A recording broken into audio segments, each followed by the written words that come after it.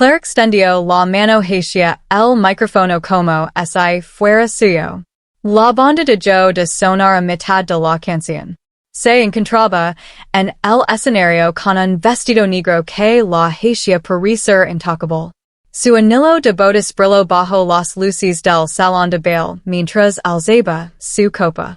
Tengo algo que decir, dijo, sonriendo a las mesas de mis compañeros, clientes y amigos que habían venido a celebrar mi ascenso. Luego me miró como si hubiera pasado página y solo estuviera comprobando si iba a armar un escándalo. Esta no es solo la noche de Ethan, continuó. También es la mía. Se trata de decir finalmente la verdad. Mi madre estaba sentada al fondo con mi tía, con las manos juntas, orgullosa como solo una madre puede estarlo cuando cree que está viendo como la vida de su hijo es en casa. Intent levantarme, intent interrumpir lo que Claire estuviera haciendo, pero la salida lo había prestado atención. Era muy buena en eso. Mark Delaney se acercó a su lado. Era mi socio. El que me había abrazado antes, y había bramido sobre los lillos que habíamos legado. No dudo. Los dedos de Claire se entrelazaron con los suyos con la firmeza de una decisión tomada hacía mucho tiempo. Algunas personas rieron, confundidas, esperando el remate. Claire no les dio ninguna. Lo amo, dijo. Y no voy a fingir que no lo amo. Mark la besó. No fue un beso furtivo. Fue un beso deliberado que pedía a todos los presentes que lo recordaran. El sonido desapareció de todo. Un camarero se quedó paralizado con una bandeja en el aire. El rostro de mi madre cambió. La confusión se transformó en una expresión aguda y herida. Claire se apartó y volvió a acercarse al micrófono. Ethan, dijo con voz más suave, casi amable. Ya puedes dejar de intentarlo. Debería haberme destrozado. En cambio, me ayudó a comprender algo que me negaba a aceptar. Los últimos meses se organizaron en mi mente con una lógica impecable y brutal. Camin hasta el escenario, porque quedarme sentada me habría hecho sentir más pequeña que su historia. Claire me observó acercarme con esa expresión tranquila y autoritaria que usaba siempre que quería tener el control. Mark esbozó una sonrisa de satisfacción, como si todo hubiera sido planeado hasta el último detalle, incluyendo mi reacción. Claire le dio la cabeza hacia mí, sin dejar de sonreír para la multitud. No, susurró, casi sin mover los dientes. Aquí no. Le quité el micrófono de la mano. El metal estaba caliente por su hogar. Tienes razón, dije, con una voz lo suficientemente firme como para sorprenderme. Aquí no. Así no. Mi giro ligeramente hacia el técnico audiovisual que estaba a un lado de la sala, el mismo al que lo había dado una propina antes para asegurarme de que mi presentación saliera bien. Ahora parecía nervioso, dividido entre la profesionalidad y el miedo. Lo envié un archivo actualizado esta tarde, dije. Por favor, ejecútalo. Detrás de nosotros, la pantalla de proyección se iluminó. La sonrisa de Claire se desvaneció cuando apareció la primera diapositiva. No era mi discurso de ascenso. Era un recibo de transferencia bancaria con su nombre. Sus dedos se apretaron alrededor de la mano de Mark, y por primera vez esa noche, pareció comprender que había subestimado el tipo de silencio del que yo era capaz. Claire y yo no empezamos siendo una pareja dramática. Éramos de los que mantienen una relación estable. Nos conocemos en la universidad. A ella le gustaba la organización, las listas, la seguridad. A mí me gustaba que pareciera inmune al caos. Cuando nos casamos, se ofreció a administrar nuestras finanzas hasta que tengas menos trabajo. La dejé. Me pareció práctico. Llevaba el control de las facturas, gestionaba los impuestos y programaba los pagos automáticos. Mi decía a mí mismo que el amor era confianza, y la confianza significaba no vigilar a tu pareja como un auditor. Su control no siempre era severo. A veces me ponía una mano en el hombro cuando me ponía ansiosa. Me decía con calma, yo me encargo, cuando mi jornada laboral se extendía hasta el fin de semana. Pero también empieza a notar con qué frecuencia me corrigía delante de la gente, cómo volvía a centrar las conversations en sí misma con una risa que parecía ligera pero que tenía un peso considerable. Luego me convertí en socio de la firma. Marcia era socio, carismático y un narrador nato. Tras su divorcio, se volcó de lleno en el trabajo. Al principio, lo admiraba. Aclarar la cayó bien Mark enseguida. Se reía de él con una intensidad que no mostraba con nadie más. Una vez, cuando vino a tomar algo después de un largo día, ella no paraba de relanar el vaso antes de que se vaciara, acercándose más de lo necesario en nuestra cocina. Notó su mano en la parte baja de su espalda cuando se inclinó para mirar algo en su teléfono. Fue un gesto breve. Y tampoco fue accidental. Me decía a mí mismo que era hypersensible porque mi padre me había sido infiel cuando era adolescente. Me había prometido que no me convertiría en el tipo de hombre que busca la traición por todas partes.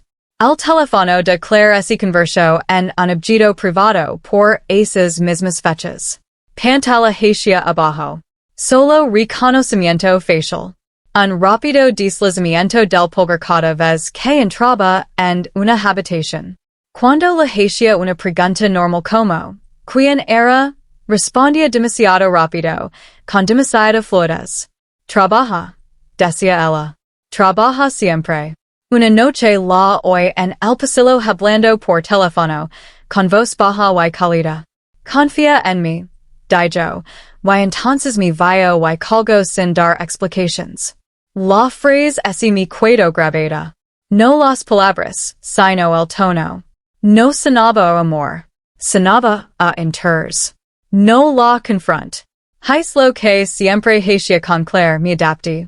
Trabaj más. Le traía pequeños detalles a casa, cenas, flores, cualquier cosa que hiciera que nuestro matrimonio pareciera salido desde fuera. Ella lo aceptó todo con la misma sonrisa educada, y empecé a sentir que estaba pagando el alquiler de una vida que ya no me pertenecía.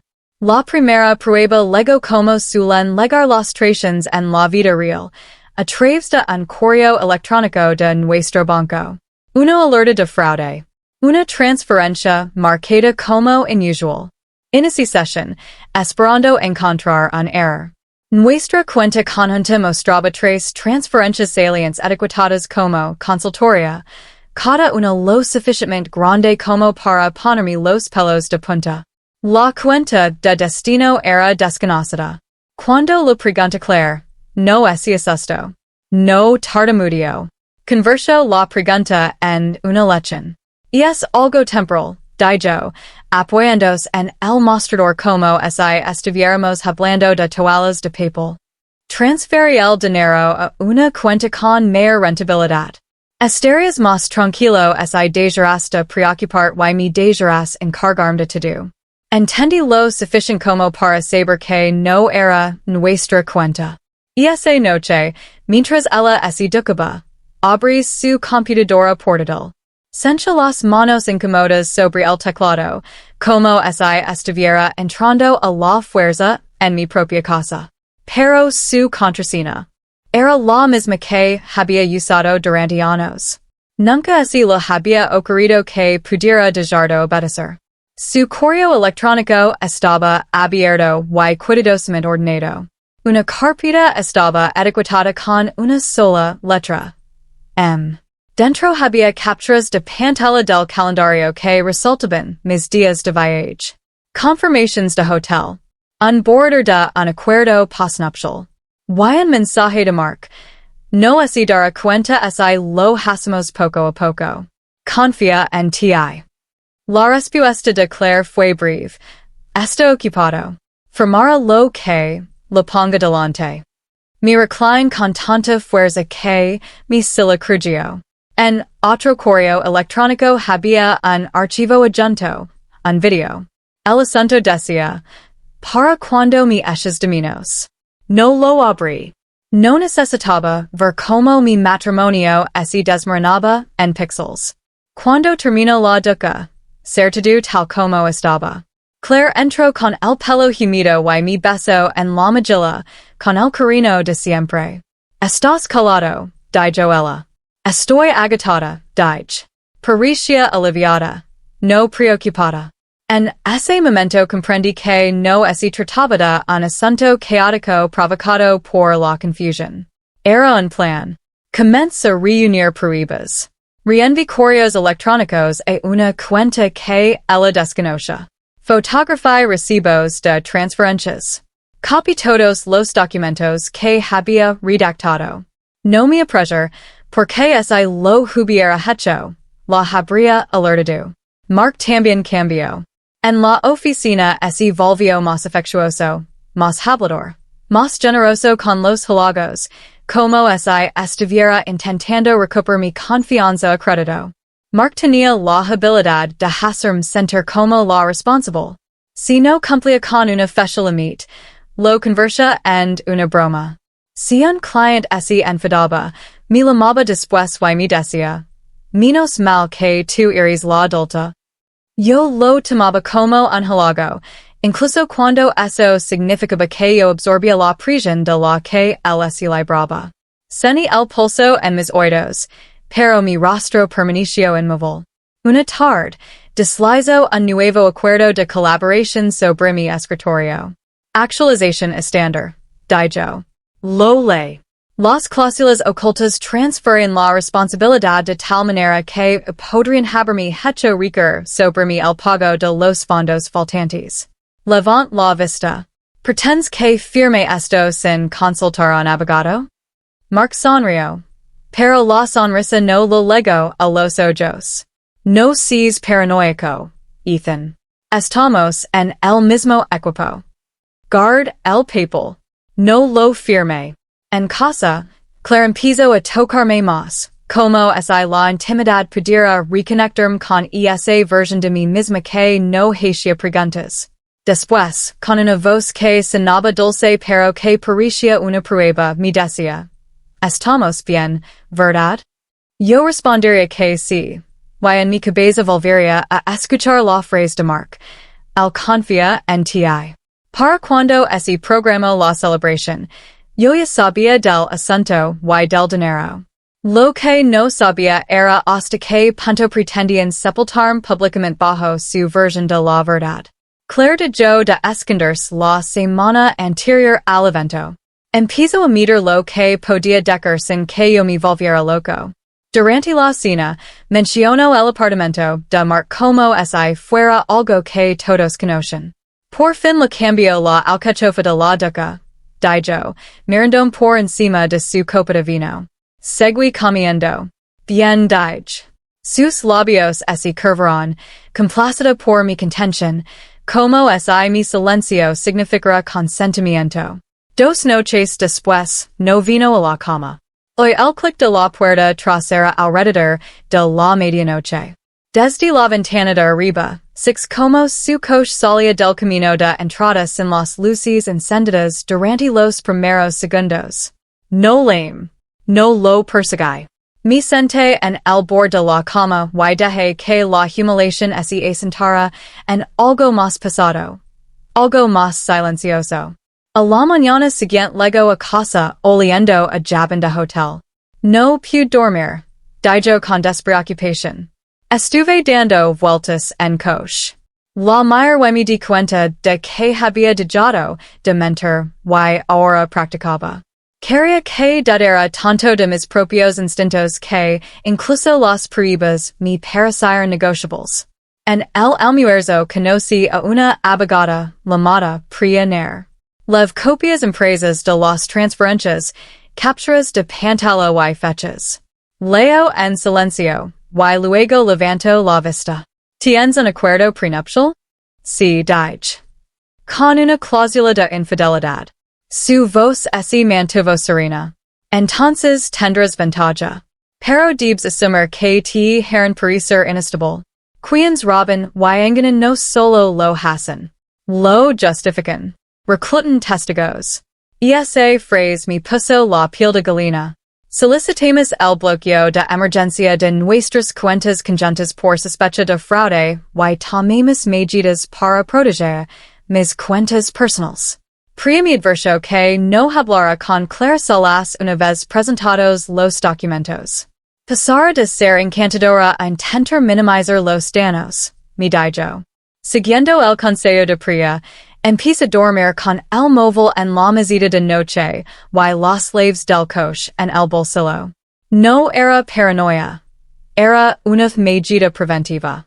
Claire conoce todos mis puntos débiles. Y necesitaba un nuevo hábito que no implicara esperar que de repente lo entrara la conciencia. Esa tarde, el lugar del evento me envió un correo electrónico solicitando mi archivo de presentación para probar el proyecto. Lo envié. Luego creé un segundo archivo, limpio y sencillo. Recibos de transferencia. Confirmations de hotel. El border postnuptial. La cláusula prenuptial resultada. No sabía si lo usaría. Solo sabía que no podía entrar en esa habitación con las manos vacías. Claire me envió un mensaje esa noche. Esta noche va a ser memorable. Me quedé mirando el mensaje hasta que mi respiración se calmó. Decidí que si quería un escenario, podía tenerlo. Cuando llegamos al salón de baile, Claire parecía alguien que había ensayado su expresión facial frente al espejo. Se movía por la habitación con una mano en mi brazo que parecía posesiva más que afectuosa. Se presentaba a los clientes como si yo fuera un mero accesorio de su competencia. Mark merodía cerca de la barra, observando las mesas y sonriendo a las personas importantes. Mi madre me abrazó y me dijo que estaba orgullosa. La abrace más tiempo de lo habitual porque sentía que el momento se me escapaba, la última versión pura de la noche. La cena transcurrió a retazos. Brindis. Mark contaba historias sobre nuestra hermandad en la empresa. Claire se reía a carcajadas, con la mirada puesta más en el que en mí. Cuando llegó el póster, la organizadora del evento me hizo una sutil cena con la cabeza. Era mi turno de hablar. Me puse de pie. Claire se puso de pie al mismo tiempo. Primero necesito decir algo, anunció, mientras se dirigía hacia el escenario. Sentía el pulso acelerado contra mis costillas. Si intentaba detenerla ahora, lo transformaría en agresión. La dejé ir, porque había aprendido la diferencia entre perder el control y elegir el momento oportuno. Tomó el micrófono, alzó su copa y la sala pareció inclinarse hacia ella. Esto no es solo el ascenso de Ethan, dijo. Se trata de ser honestos por fin. Mark se unió a ella sin invitación. Escucha mi tía susurrar. Oh, Dios mío, antes de que nadie más pareciera entender. Los dedos de Claire se entrelazaron con los de Mark como si siempre hubieran pertenecido a ese lugar. Lo amo, dijo con una voz timbrelante que casi cortaba. Why no voy a finger. Mark la besó. El sonido que siguió no fue un grito. Fue el silencio adenido de la gente que intentaba asimilar lo que estaban presenciando. Claire se apartó un poco y añadió, casi con suavidad. Ethan, you puedes dejar de intentarlo. Camin hacia el escenario. Sentía las piernas firmes, y esa firmeza me asustaba. Podía sentir todas las miradas clavadas en mi espalda. Claire se inclinó hacia mí cuando leg hasta ellos. No hagas esto, susurró. Te arrepentirás. Le quité el micrófono de la mano. Tienes razón, dije, mirando a mi alrededor. La honestidad cambia las cosas. Asentí con la cabeza al técnico audiovisual. Reproduce el archivo que te envié. La pantalla se iluminó. Aparicio en recibo de transferencia, grande y innegable. Al otro lado de la sala, six a mi director financiero negar con la cabeza, no hacia mí, sino hacia Mark. Dos empleados jóvenes así quedaron mirando, dandos cuenta de que las historias de la oficina eran de personas reales. El silencio así intensificó. Claire miró fijamente la pantalla como si esta la hubiera traicionado personalmente. ¿Qué es eso? Preguntó con un suspiro. Y es la parte que olvidéis mencionar. Dijo el micrófono. Y sentí que la sala se movía, no hacia mí, sino hacia la verdad. No hice ninguna pausa. Pasé a la siguiente diapositiva.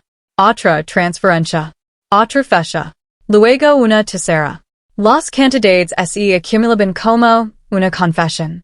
Un murmullo recorrió los meses. Alguien dijo. Esos fondos son de su cuenta corriente. Reconoce la voz. Era la de nuestro director financiero. Claire se giró hacia la multitud con los ojos humedecidos y se cambió la mascarilla al instante. Ethan, dijo al micrófono con la voz temblorosa. Para. Estás asustando a la gente. No estás bien. La acusación fue asustado con precisión milimétrica. Quería que los testigos me vieran como inestable, no como una persona herida. La mayor. No los estoy asustando, dije. Tú sí. Mark dio un paso al frente y tomó el micrófono como un gerente que retoma el control de una reunión. Esto es inapropiado, dijo. Está molesto. Resolvámoslo en privado. Ya has manejado suficientes asuntos en privado, respondí. Volvía a hacer clic. Las confirmaciones del hotel llenaban la pantalla, cada reserva para dos personas, todas programadas para las noches en que yo había estado fuera de la ciudad. El murmullo de la habitación se transformó en algo más arduo. Claire apretó la mandíbula. Has revisado mis correos electrónicos, Cicio, demasiado bajo para que lo oyera el micrófono. Busca donde había ido nuestro dinero, dije, controlando mi voz. Te encontré. Se volvió hacia mi madre con una expresión de dolor que solía funcionar con desconocidos. No quería que para nada de esto, dijo. Ethan se ha distanciado. Mark me escuchó. Me sentí sola. Sentí el viejo impulso de defenderme, de enumerar las horas que había dedicado a construir nuestra vida, los fines de semana que me había cuidado en casa para que ella se sintiera segura. Y esa defensa habría sido un regalo. Habría convertido la noche en un debate. En lugar de eso, metí la mano en el bolsillo y lo escribí una sola palabra fría. Ahora. Un hombre con un traje gris apareció cerca del escenario, moviéndose con determinación. Espero a que hubiera un momento de calma, y luego se colocó junto a Claire. ¿Claire Sullivan? Preguntó. Parpadeó, confundida, como si el mundo hubiera roto el protocolo. Extendió un sobre. ¿Queda usted notificado? Las palabras resonaron en la sala. Algunos contuvieron la respiración. Alguien rió una vez y luego se caló. El rostro de Mark se endureció. Hablas en serios, espero. No lo mire. Mantuve la vista fija en Claire. Las cuentas están bloqueadas. Dije en voz baja. Hay una denuncia por fraude y una solicitud de divorcio. Puedes contar tu versión ante el tribunal. Claire abrió la boca y luego la cerró. Levantó la mano hacia el sobre y la dejó suspendida en el aire, insegura, humillada por su propia indecisión. Por primera vez esa noche, el miedo en sus ojos no era una actuación. Era el miedo de alguien que se da cuenta de que no puede controlar el final. Los agentes de seguridad los escoltaron por separado. No como si fueran villanos, sino como si hubieran detonado algo y dejado a todos en medio del humo.